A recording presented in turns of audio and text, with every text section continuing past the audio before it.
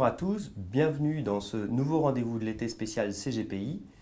Nous accueillons aujourd'hui Jean-Marie Mercadal, directeur général délégué en charge des gestions, pour un nouveau point marché. Semaine globalement assez calme dans l'ensemble sur les marchés, sans réelle tendance, à l'image de la période estivale qui est finalement assez paisible, à l'image de l'indice de la volatilité, l'indice VIX, lui, qui se stabilise actuellement autour de 22, alors qu'il était au plus haut, à près de 80 au mois de mars dernier. Bon, c'est vrai qu'en Europe, finalement, les indices actions sont assez stables. Depuis le 30 juin, l'indice CAC 40 oscille autour de 5000 points. Il était à 5200 points début juin. Il est allé jusqu'à 4800 points. Il est un petit peu en dessous de 5000 points aujourd'hui, comme l'Eurostock qui, lui, tourne autour des 3300 points. Il n'y a qu'aux États-Unis, finalement, où l'indice SP500 revient tout proche de ses plus hauts niveaux historiques. Il est soutenu principalement par les valeurs technologiques. Le Nasdaq a gagné 10% depuis la fin du mois de juin. Bon, ramené en euros, il faut dire que la progression du marché américain est un petit peu moins forte, puisque finalement le dollar a rebaissé au cours des dernières semaines.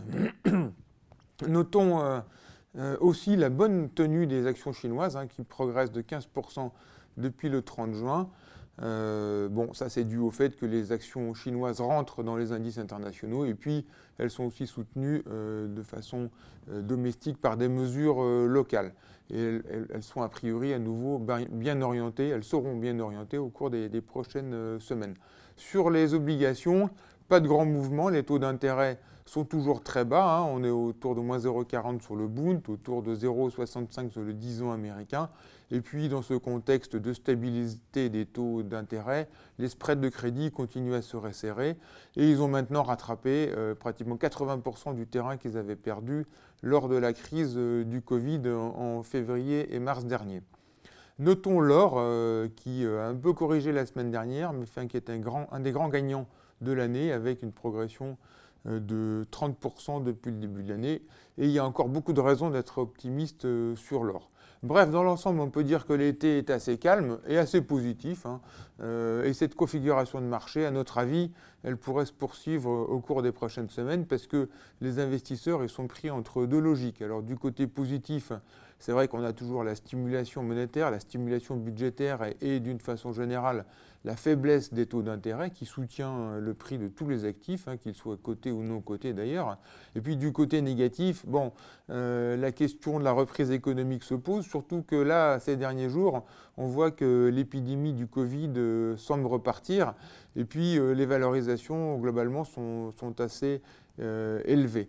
Bon, après, si on rajoute aussi le fait que le contexte géopolitique et politique est un petit peu tendu, avec la semaine dernière, on l'a vu, une remontée des tensions entre les États-Unis et la Chine, et puis un petit peu partout en Europe, des tensions, des troubles sociaux. Bon, là, c'est un peu le cas en Biélorussie, mais on peut s'attendre plus généralement à une rentrée assez compliquée, puisqu'on voit que les taux de chômage ont du mal à rebaisser vraiment. Donc globalement, des marchés qui devraient continuer à évoluer sans véritable tendance. Donc dans ce contexte-là, on aime toujours les obligations d'entreprise, même si effectivement maintenant il y a beaucoup moins de rendement qu'il y en a eu ces dernières semaines. On aime toujours le high yield. On aime bien encore les obligations émergentes qui n'ont pas fait grand-chose cet été. Les devises émergentes se sont stabilisées contre le dollar, mais elles restent intéressantes puisqu'elles sont diversifiantes dans un portefeuille obligations internationales. Et puis l'or, bien sûr, qui bénéficie toujours de beaucoup d'atouts. Alors l'or a fait un nouveau plus haut il y a 2 semaines à plus de 2000 dollars l'once et est en train de corriger. Je pense que ça peut être une bonne opportunité pour renforcer les positions sur l'or et les métaux précieux, parce qu'il y a beaucoup d'atouts, toujours. Rappelons-les très rapidement, le coût de détention de l'or est très faible du fait des taux négatifs, ou en tout cas des taux réels négatifs, dans un monde où les monnaies suscitent pas mal de méfiance pour leur valeur intrinsèque. On peut se poser cette question parce qu'elles sont adossées à des pays qui sont vraiment très endettés. L'or pourrait également être un protecteur si jamais il y a de l'inflation. Bon, ce n'est pas le cas aujourd'hui. Et puis, l'or est vraiment, dans une optique de construction de portefeuille, un actif très diversifiant et très décorrélé. Et donc, là aussi, il peut y avoir, à notre avis, des opportunités pour renforcer cette classe d'actifs dans les prochains jours.